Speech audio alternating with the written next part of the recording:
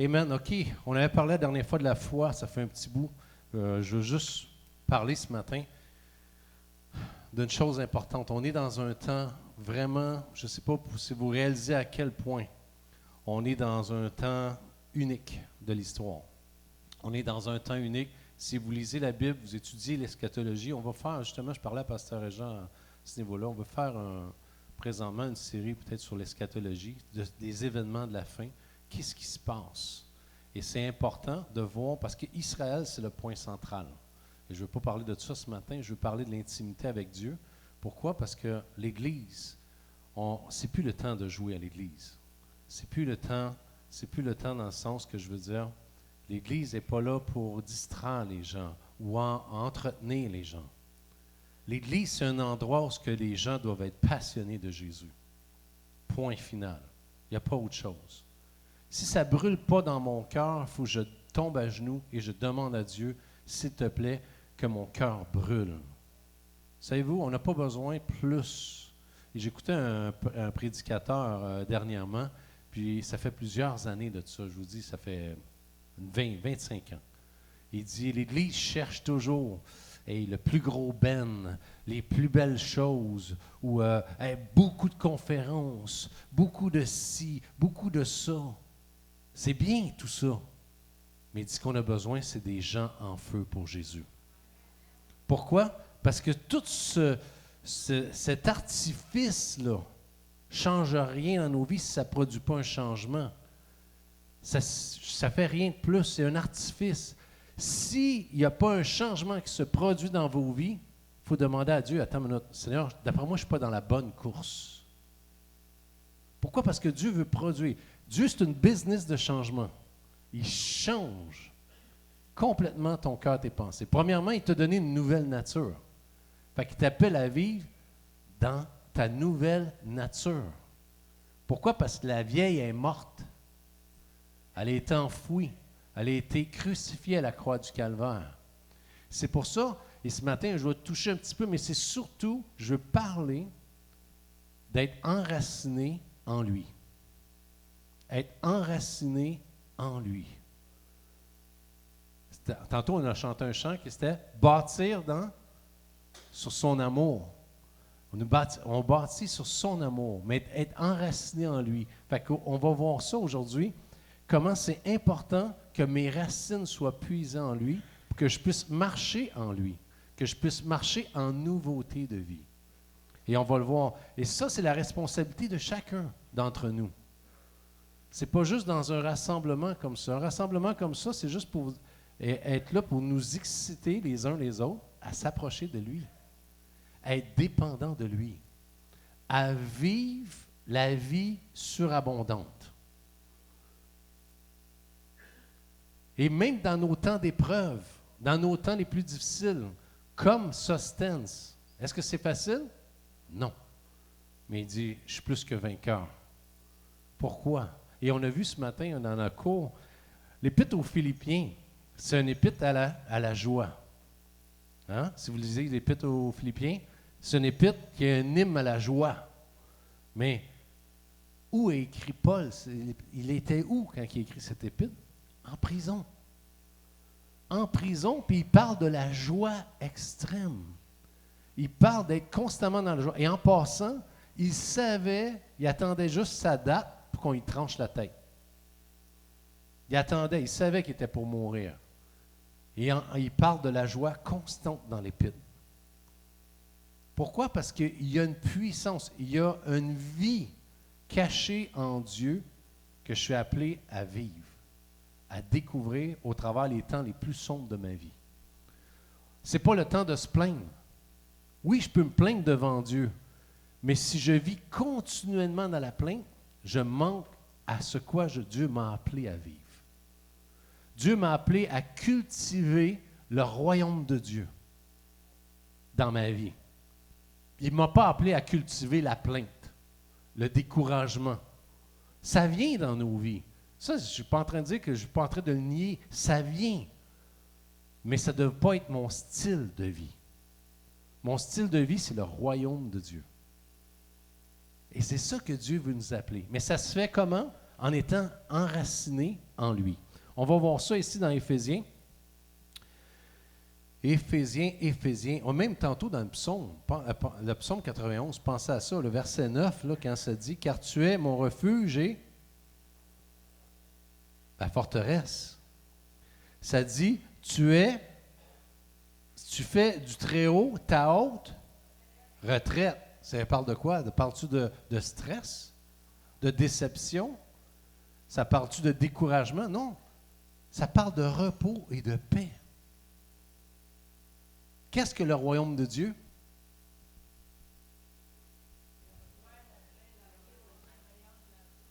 Le royaume de Dieu dans Romains 14, ce n'est pas une question du manger et du boire, mais c'est la justice, la paix et la joie par le Saint-Esprit.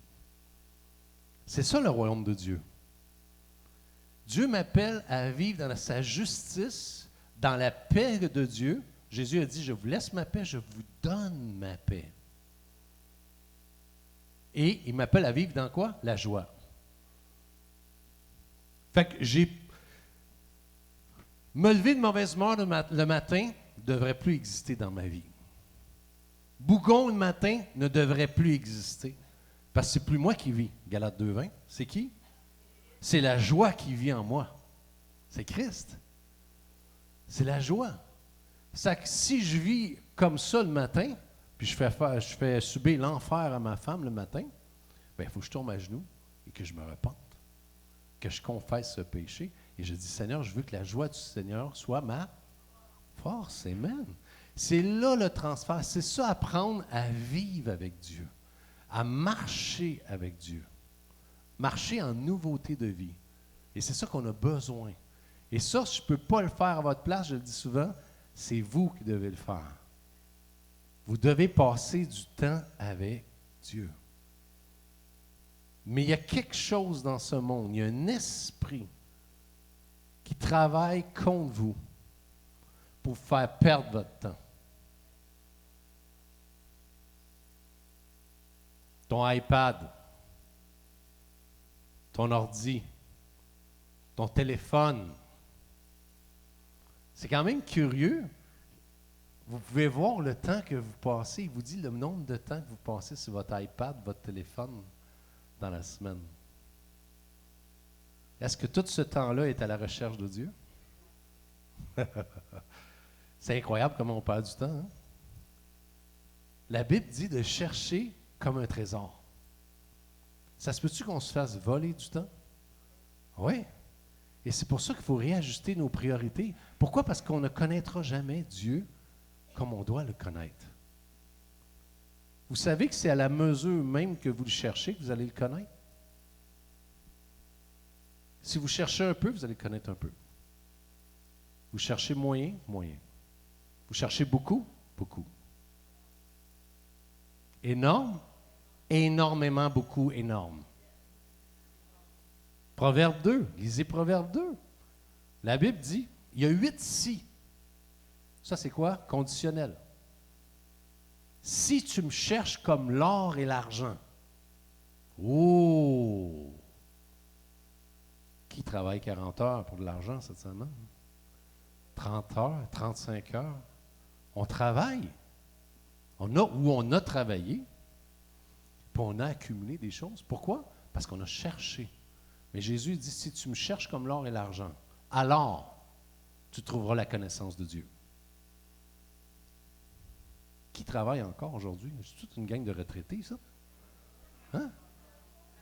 Il y en a encore? Il y en a une couple. Les autres ne travaillent pas. Mais si à votre travail, on venait, puis on vous présente un livre, comme la parole de Dieu, ça d'épais, puis on dit, vous gagnez 50 000 par année, puis on vous dit, si tu apprends ce livre pendant 5 mois, tu maîtrises ce livre, je te donne la nouvelle position, tu vas gagner 250 000 par année. Qu'est-ce que la plupart des gens feraient? Ils lâcheraient l'iPad. Ils lâcheraient les affaires, puis ils se concentreraient à lire ceci pour l'apprendre et le maîtriser. Et après ça, tu as le poste. Vrai? La parole de Dieu est beaucoup plus que ça. C'est pour ça que Dieu dit, cherche d'abord le royaume de Dieu. Dieu cherche des combattants. On est dans une guerre. Je suis désolé, là, si vous vivez encore la vie avec le speedo, puis comme je dis souvent, le pina colada, la vie chrétienne de même, c'est pas la vie chrétienne. Toute la Bible, quand vous la lisez sérieusement, vous voyez que des combats. Vous ne voyez que de la persécution. Vous ne voyez que de l'opposition. Et même dans l'Église. Dans l'Église. Et c'est ce qu'on voit constamment. L'apôtre Paul, on le crucifiait. Des gens de l'Église, ils travaillaient contre lui. C'est quand même incroyable. Mais ça fait partie du combat spirituel. Amen? Pas grand amen, mais c'est correct, c'est correct. On va voir Éphésiens 3. Je veux voir ça. Pourquoi? Parce que si on ne voit pas la guerre spirituelle, c'est parce qu'on n'est jamais rentré vraiment là où ce que Dieu nous appelle à rentrer. C'est important parce que Dieu ne nous appelle pas juste... L'Église a menti un peu en quelque part aux gens en lui disant « Accepte Jésus, en tout cas, c'est un plus dans ta vie pour tes projets. » Souvent, on a accepté Jésus, bon, mes projets, dans le but que ça y aille mieux, mes projets. Mais qu'est-ce qu'on fait des projets de Dieu? On n'est pas au service du roi des rois. On est dans un temps où ce que Dieu cherche des gens pour son royaume. Pour son royaume. Il n'y a pas autre chose. Ce n'est pas mes projets. Ce n'est pas mes rêves. Souvent, même, on écoutait un film récemment, puis ça, je disais à ma femme, je regarde, la personne a un cancer, il reste peu à vivre, elle dit, je veux faire une bucket list avant de partir. Et tout ce qu'elle fait, c'est toutes des choses pour cette terre. Pense à ça. Ta bucket list, moi j'aimerais aller à tel endroit, c'est paradisiaque, j'aimerais faire un saut en avion, j'aimerais faire... Il n'y a rien de mal à ça. Mais ce n'est pas le but en soi. Le but en soi, c'est de connaître Christ et le faire connaître. Et ce matin, comme on disait, c'est quoi le but? Donnez-moi le but de pourquoi je suis sur terre.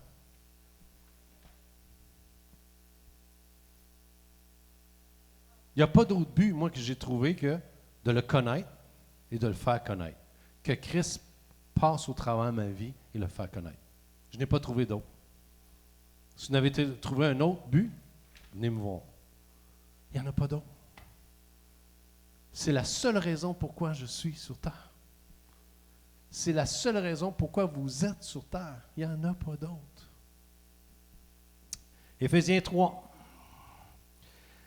Au verset 17, ça dit ceci. J'avais fait ma version Louis II, mais je vais le prendre en PDV. Et qui dit ceci. Et j'aimerais juste, peut-être avant, on va commencer au verset 14. Vous allez voir le cœur de l'apôtre Paul. Puis l'apôtre Paul est en train de nous montrer que ce qui va arriver ici, qu'est-ce qu'il veut qu'il arrive au verset 17, ça ne se fait pas sans la prière. Et ça dit, c'est pourquoi je me mets à genoux devant Dieu le Père, de qui toute famille reçoit son nom dans les cieux et sur la terre. Oui, je lui demande de vous rendre fort par son esprit. Fort par son esprit. Pas dans la chair. Fort par son esprit. Tellement sa gloire est grande. Ainsi, vous pourrez être des chrétiens solides. C'est ce que Dieu veut faire. Des chrétiens solides. Que le Christ habite dans vos cœurs par la foi. Plongez vos racines dans l'amour et soyez solidement construits sur cet amour. Alors, vous serez capable de comprendre avec tous les chrétiens la largeur, la longueur, la hauteur, la profondeur de l'amour de Christ. Vous connaîtrez cet amour qui dépasse tout ce qu'on peut connaître. C'est pour ça que c'est le but de ma vie. De connaître Christ, son amour, le faire connaître. Vous recevrez, Et là, j'aimerais ça mettre l'accent ici, là. Vous recevrez toute la vie de Dieu. Pas à moitié, pas un quart, trois quarts, toute la vie de Dieu. C'est pour ça que quand je me plains, et je me plains je suis dans la plainte constante, je suis dans la déception constante, c'est que je ne touche pas pleinement à toute la vie de Dieu. Je suis en train de passer à côté de la vie. Et ça n'emmène pas la vie. Et tu n'as pas le goût. Tu n'as pas le goût d'entendre ça à journée longue. Qui s'est déjà tenu à côté de quelqu'un qui se plaint constamment au travail? Moi, ça m'est déjà arrivé. C'est comme tableau. Tu peux pas, à un moment donné, c'est comme, c'est lourd. C'est lourd. Et tu quoi? Si c'est un chrétien, j'appelle cette personne-là à se repentir, à confesser son péché. N'est pas vivable. Et ça ne représente pas bien le caractère et la nature de Dieu. Il faut se repentir dans ces temps-là. Vous recevrez toute la vie de Dieu et il habitera totalement en vous. C'est le cœur de Dieu, d'être enraciné en lui, enraciné dans son amour. Pourquoi? Pour expérimenter la vie abondante, de marcher en nouveauté de vie. Pourquoi? Parce que c'est le seul temps sur terre que Dieu nous donne de marcher par la foi et d'apprendre à le connaître. Pourquoi? Parce que quand on le va le voir face à face. Il y a beaucoup de choses qui vont tomber. Il y a beaucoup de compréhension qui va se faire là. Mais ici, sur terre, c'est pour ça que je dois tendre constamment à être enraciné et fondé en lui, uniquement. C'est pour ça que Satan travaille très fort à ce que vous ne soyez pas enraciné en lui, que vous ne soyez pas enraciné dans son amour. Pourquoi? Parce que ça va vous faire vivre une vie médiocre avec Dieu. Une vie sans puissance, une vie sans onction, malgré que je peux dire que je crois en Jésus. Et Dieu dit non, c'est pas ça que je t'ai destiné. Je t'ai appelé à vivre une vie puissante par mon esprit. C'est là, Dieu ne nous a pas appris à vivre n'importe quoi. C'est pour ça que c'est important. Samson, qui a lu les Juges? Si vous lisez les Juges, l'histoire de Samson, hein? Vous vous rappelez Samson? Pas Samson bras de coton, là. Le vrai Samson. Là. Le vrai Samson, dans la Bible, qu'est-ce qui est arrivé à Samson à un moment donné? Pourtant, Dieu lui a donné la force. La force, puis elle se trouvait dans ses cheveux. Pourquoi? Parce que Dieu lui avait donné ça, il était destiné vraiment. Mais qu'est-ce que Samson, à un moment donné, a perdu sa force comment? En faisant des compromis. Quand tu commences à faire des compromis dans ta vie avec Dieu, tu vas perdre l'onction. Il a perdu l'onction. Si tu joues avec le péché, tu vas perdre l'onction.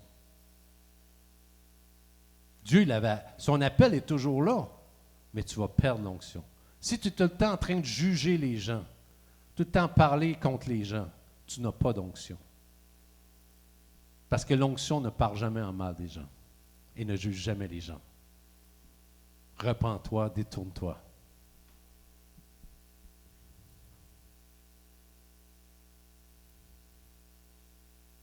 Si tu vis dans le non-pardon, tu as perdu l'onction. Parce que l'onction t'amène à vivre dans le pardon de Dieu et t'amène à relâcher dans la vie des gens. L'onction, il a commencé à faire des compromis. Il s'est fait harceler par Delilah. Il s'est fait harceler constamment. Il demandait hey, où ta force? Ça vient où ta force? Constamment harcelé. Et c'est pour ça que l'ennemi constamment va venir vous harceler, amener vos yeux sur autre chose. Mais il a fait des compromis. Il est allé, en plus, cette femme-là, c'était une Philistine. C'était l'ennemi, le peuple ennemi de Dieu. Il est allé à l'encontre de ce que Dieu fait.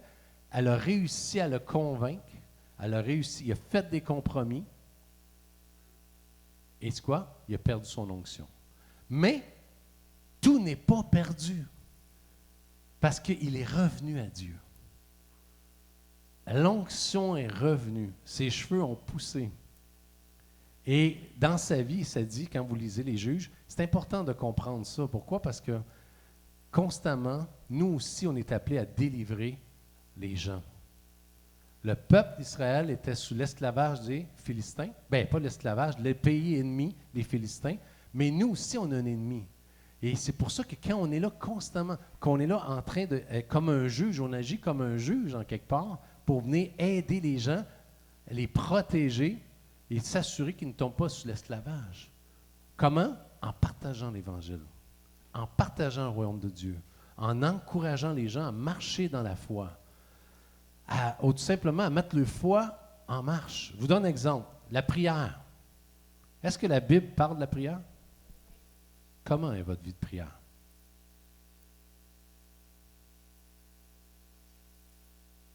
Est-ce qu'elle est en croissance ou elle descend? Est-ce que ça se peut que je me fasse tout simplement désorienter, que je me fasse détourner de ma vie de prière? Parce que la vie de prière est primordiale avec Dieu. On peut faire plein de choses dans le royaume de Dieu sans la prière. Mais ce n'est pas nécessairement Dieu qui initie ça. Ça peut être des bonnes choses chrétiennes en passant, sans prière. La prière, c'est l'essence même de ma vie avec Dieu. Je reçois la parole de Dieu. Ça veut dire que j'inspire et je respire par la prière. C'est ma vie avec Dieu. Dieu veut me faire grandir. Mon temps de prière seul, mais mon temps de prière aussi en tant que groupe ensemble.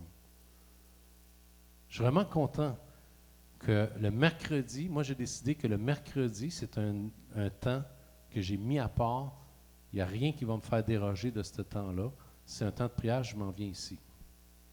Qui tombe de la boîte, qui tombe n'importe quoi, je vais être là. Tant que Dieu va me donner la force. Pourquoi? Parce qu'on est dans un temps crucial. On est dans un temps qu'il faut prier les uns pour les autres. L'apôtre Paul, il priait ici pour les Éphésiens. Je prie que vos yeux s'ouvrent, les boys, sur la réalité de ce combat-là, la réalité de chercher le royaume de Dieu, la réalité de vivre dans l'amour de Dieu, plus que jamais. Les gens ont besoin de voir ces choses. Oh Seigneur, fais-nous réaliser dans quel temps on vit.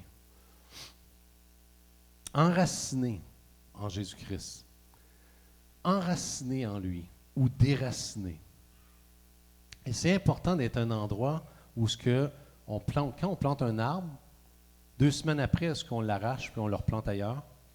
3 semaines après, on l'arrache, on le replante ailleurs? Non, pourquoi? Il va mourir. Et c'est important d'être planté là où Dieu vous appelle. Ça, c'est important. Pourquoi? Parce que Dieu veut que vous étendiez vos racines. Puis les racines s'étendent à la mesure que la parole de Dieu vient dans votre cœur. Rappelez-vous toujours ceci. Mes racines ne peuvent pas s'étendre plus et l'arbre ne viendra pas plus grand autant que les racines vont être étendues. Ça dit qu'un arbre, en moyenne, c'est 1,5 mètre de plus que le top, mettons, qui va s'étendre. Ça peut aller jusqu'à 5 mètres. Et même certains arbres, dans un endroit où c'est plus sec, vont s'étendre encore plus que ça. Et je vous dis, il y a des temps de sécheresse qui s'en viennent. Il y a des temps qui ne seront pas faciles qui vont s'en venir. Et c'est important d'être enraciné et fondé en lui, en Jésus-Christ, dans la parole de Dieu. Pourquoi? Plus que jamais. Parce que ces temps-là, c'est ce qui va me garder. Psaume 1, je veux juste sauter à Psaume 1. Est-ce qu'on l'a à l'écran? Psaume 1. Je saute trop vite? Est-ce qu'il est là? Psaume 1. Tout le monde se rappelle de ce psaume? Il est à l'écran? Voici l'homme heureux. Il n'écoute pas les conseils des gens mauvais. Ça, c'est des gens mauvais. Vous savez, c'est qui les gens mauvais? C'est les gens qui ne fonctionnent pas selon le conseil de Dieu. Ça peut être des bons mauvais, mais pas nécessairement le conseil de Dieu. Il ne suit pas l'exemple de ceux qui font le mal. Il ne s'assoit pas avec les moqueurs. Au contraire, il aime l'enseignement du Seigneur et il le redit jour et nuit. La Bible dit, il médite la loi de l'Éternel jour et nuit. Puis il est comme un arbre planté. Où? Au bord de l'eau. Il donne ses fruits au bon moment et ses feuilles restent toujours vertes. Cet homme réussit tout ce qu'il fait. Et Dieu dit, tu vas rester planté près d'un courant d'eau. Si tu médites ma parole constamment, méditer, c'est d'avoir la pensée de Dieu constante. Comment je peux faire ça? Tout simplement, moi, pour ma vie, je me discipline à écouter un message au moins par jour, minimum. Je me discipline à écouter la parole de Dieu et lire la parole de Dieu tous les jours. Vous savez que c'est des habitudes à prendre. Souvent, ça ne se fera pas par magie. Ce n'est pas « Seigneur Jésus, remplis-moi ». Je lis 2 petits versets, puis je suis plein. Oui, Dieu peut te rencontrer de cette façon-là, mais de connaître le cœur, la nature, le caractère de Dieu, ça se fait avec le temps investi. L'arbre, au début, est-ce que ses racines sont très, très étendues? Non. Ils s'étendent en grandissant avec le temps. Mais plus je passe de temps avec Dieu, tes racines déterminent la hauteur de l'arbre. Vrai? Tu ne peux pas avoir des 20 cm de racines, puis l'arbre mesure 30 pieds. Ça ne marchera pas, ça va tomber à terre. Et c'est pour ça, les racines déterminent la hauteur. Tes racines dans la parole de Dieu vont déterminer ta relation avec Dieu en hauteur. Comment ça va se dessiner. Et c'est pour ça que Jésus dit, cherche-moi. Cherche-moi. On est dans un temps, là, Dieu il a lancé l'alarme, il dit, cherchez-moi de tout votre cœur. Que ta passion, la passion pour la parole de Dieu grandisse dans nos vies. C'est un must. Même si on écoute des messages, souvent, je dois, exemple, j'entends ce matin, où vous suivez un cours, prenez le temps d'aller revoir ce que Dieu veut dire à vos cœurs. Laissez le temps à la parole de Dieu de faire ses racines dans vos cœurs. Il n'y a pas d'autre message que ça. C'est ce que la Bible dit. Jésus il dit, Jean 8, 31, 32, on le connaît. Jésus dit, si vous demeurez en moi. La parole de Dieu, c'est quoi? C'est Jésus. Vous communiez avec la parole éternelle de Dieu. Ça veut dire qu'il est Jésus-Christ lui-même. Ce n'est pas une connaissance que je dois acquérir. Oui, on apprend du par cœur un psaume 91, mais Dieu dit juste de descendre dans le cœur et que ça devienne réma pour ta vie. Ça devienne vie, ça devienne ta protection, que je devienne ton refuge quand vient la détresse, que je vienne ta haute retraite quand vient la pression, quand vient l'opposition. Savez-vous que les temps les plus incroyables où ce qu'on découvre Dieu, c'est dans nos temps d'opposition? Psaume 23. Quand je marche sur des chemins d'or et que tout est en pierre précieuse. Non, c'est quand je marche dans la vallée de l'ombre. Il a découvert quoi? Je ne crains aucun mal, car tu es avec moi. La présence de Dieu est avec. Et quand tu as de l'opposition, puis tu as de l'adversité, ce matin, on voyait ça, ce matin aussi ensemble, on a parlé de ça. Quand tu as de l'opposition, de l'adversité, qu'est-ce qui arrive? Dans le psaume 23, ça dit, tu dresses devant moi une table. Quand? En face de mes adversaires. La table, elle est servie, elle est toujours là dans ton temps d'opposition. Quand les adversaires sont là, Dieu dit, c'est là que je viens te nourrir, c'est là que je veux te parler aussi. Et Dieu est toujours là. Il faut le chercher. Il faut le chercher. Pourquoi? Parce que Dieu est fidèle. Parce qu'il vous aime. C'est capoté, hein? Comment que Dieu nous aime. Hein? Colossiens 2, on va aller voir ça. Colossiens 2, 6, 7.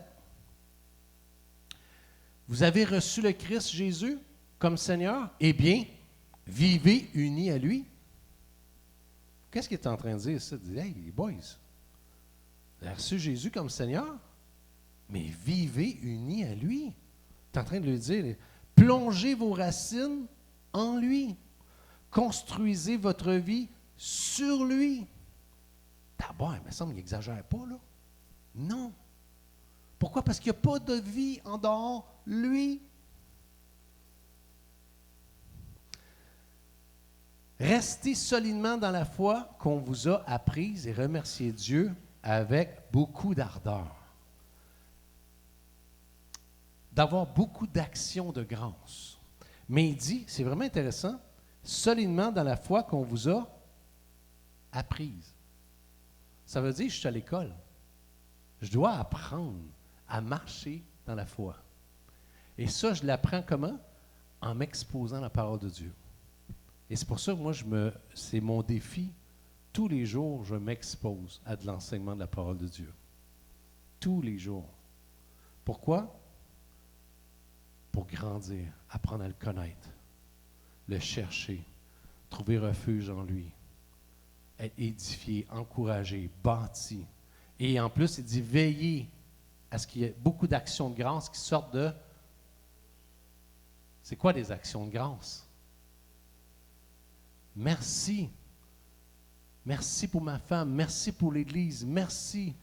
Merci pour mon travail. Merci pour ce que tu me donnes. Merci. Pourquoi? Parce que pendant que tu es constamment en train de vivre dans l'action de grâce, tu viens fermer des portes à l'enfer autour de toi. Tu es huilé. Tu es huilé comme un peu importe quoi, tu es huilé, tu ne peux pas le prendre. Tu peux pas. Pourquoi? Parce que tu vis constamment dans les actions de grâce. Il n'y a rien qui colle avec toi. Il y en a un qui te fait du tort. Hey, Seigneur, je te remercie, ça me donne l'opportunité de prier pour lui. Ah, avant, j'étais pour le knocker, mais là, Dieu a changé mes pensées. Dieu a shifté mes pensées. Il m'a appelé à marcher par l'Esprit. C'est ça, marcher par l'Esprit. C'est qu'à un moment donné, tu changes. Tu décides de, moi, là, je veux obéir, je veux marcher dans ce que Jésus m'a appelé. C'est ça, marcher en nouveauté de vie. Et c'est pour ça que c'est être enraciné. Encore, la Bible dit, Tite 2,14, on va terminer d'après moi avec ça ici, parce que Tite 2,14, je vous encourage simplement à aller laisser enraciner cette parole de vie dans vos cœurs. Il a donné sa vie pour nous, afin de nous libérer de quoi? Ah non, ça ne marche pas. Moi, là, je vis dans la déception. Moi, je suis déçu de l'Église. Je suis déçu des chrétiens. Je suis déçu de ma femme. Je suis déçu de mon boss. OK? Délivré de quoi? La déception, fais-tu partie du royaume de Dieu? Ça fait partie de quoi? L'enfer. Tout mal. Vivre dans la déception, c'est vivre dans le péché. Parce que c'est contraire à la pensée de Christ. Ça veut dire, est-ce qu'il y a un ajustement à faire? Ben oui. Dépouille-toi de ton vieil homme. Dépouille-toi de ta pensée naturelle, cette pensée d'homme, et revêt-toi de l'homme nouveau. Et marche en nouveauté de vie. Ça veut dire quoi? Action de grâce. Action de grâce. Seigneur, ça vient me chercher au travail. Ça me décourage même. Mais tu sais quoi? Je te dis merci. Parce que c'est ce qui amène du pain sur ma table. Tu me donnes la force. Et Seigneur, je suis un témoin ici. Je vais être un témoin de la joie du Seigneur ici au travail, même si ça va à l'encontre de mes choses. Tout de quoi? Le royaume de Dieu prend place. Et c'est ça qui fait que Jésus-Christ, c'est quoi? Est glorifié. Il est élevé. Marcher en nouveauté de vie.